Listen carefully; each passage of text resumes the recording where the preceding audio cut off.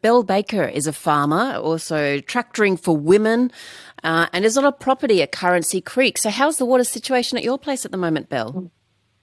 Oh, the water situation is absolutely dire, Jo. Lovely to talk to you again, by the way. And you? We were very, very fortunate. We got our 14,000 litres delivered late last week. If it hadn't, we were basically 2 days away from having to move out of our home because we just had no water. It's really dire, and if we really are doing this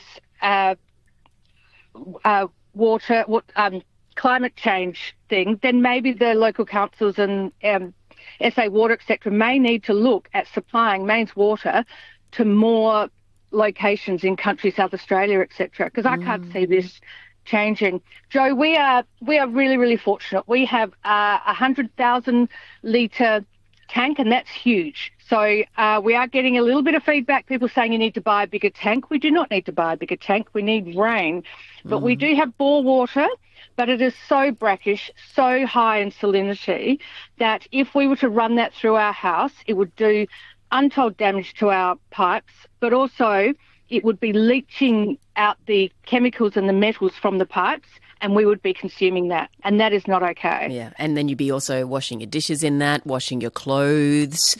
I mean, right now, while we have had some water delivered, I'm still doing washing in town in Goolwa every couple of days. I'm doing our laundry in there because I don't want to waste our precious water that we have going into the house on washing clothes. So we're really, it's a tightrope, but, we're lucky, Jo. We can afford, when we can get some water delivered, we can afford to pay it. But I'm really feeling for those people who cannot afford to have water delivered. And I'm really keen to know what the long-term solution for this is, because if this has happened now and everyone's telling us that climate change is, it's here and it's only going to get worse, then what's the long-term plan? I am going to speak with the Mayor of the District Council for Yankalilla in a moment, but when you get down to thinking we've only got 2 days' worth of water supply to our property at the moment, what kind of, and you've mentioned you take the laundry into a laundromat in the city, Yes. what else do you have to do?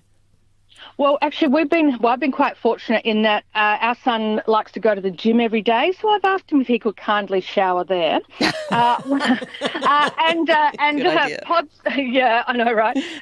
And we love him dearly, but if you could please shower elsewhere. And Pods has been working here. He works away 4 days a week, so that has been a real help. But I've also started, I have a number of boxes of water that I've bought from supermarkets. I don't like to call it hoarding. I like to call it being prepared, because at the end of the day, we need drinking water. So if we can, we'll be all right now. And I think the key thing is, if people are looking at their rainwater tanks and they are nearing empty, there's two issues. One, if the water gets too low and there is grime and sort of sludge in the bottom of your tank, you do not want that going through your pumps, because that will wreck your pump. And we had that problem with our bore pump a couple of weeks ago.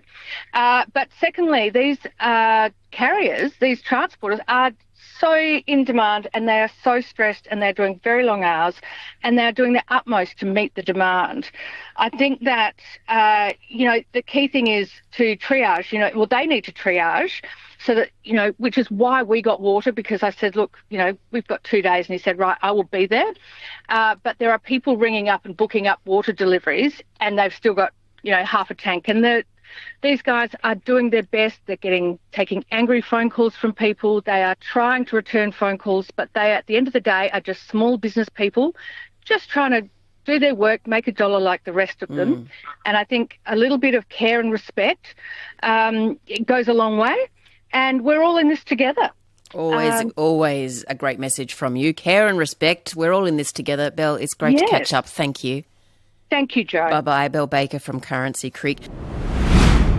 Well, if you live on the Fleurieu Peninsula, south of Adelaide, or up in the hills, and you want a surefire way to become the most popular person in town, you should start up a water delivery business, because like the rest of the state, that region has seen some of the lowest rainfalls on record in the past year. And as it continues, lots of rainwater tanks, dams and springs are even drying up. And Waiting times are now blowing out as people scramble to even get a small delivery of water to keep them going.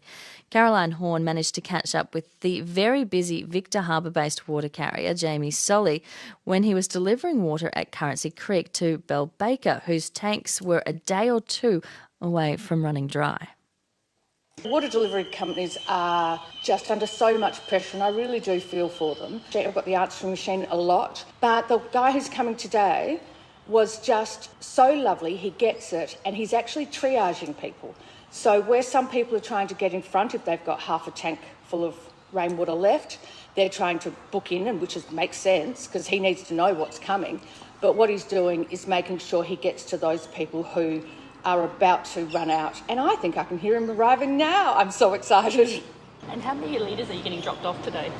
Not enough is the answer, but he said he's delivering 14,000 litres. We actually need about 80. That's fine. He'll do 2 deliveries today, and he'll schedule us for another, hopefully we make it through 3 weeks. We're not special. There are a lot of people around here in the same boat. We've never seen anything like this. I've been doing this for 18 years now, and I've never seen as many people that are running out at one time. I mean, I've got farmers, I've got people I'm going to that have had their properties 20 years, 27 years, and it's never dried up. This year, I think everyone's had about half the average rainfall that we normally get, and it just seems to be the springs. Everything else is dried up. So is everybody as happy to see you as Bill was when she heard the truck? Oh, I think so, and it's not just me. Look, all up through the Adelaide Hills, everyone is booked up for 14 days in advance. And it's just a juggling act to get to people as they run out. At the moment, we're not doing dams, but we're starting to do a lot of stock tanks. Now, once the stock tanks start, that if things don't improve very shortly, it's going to get a whole lot worse.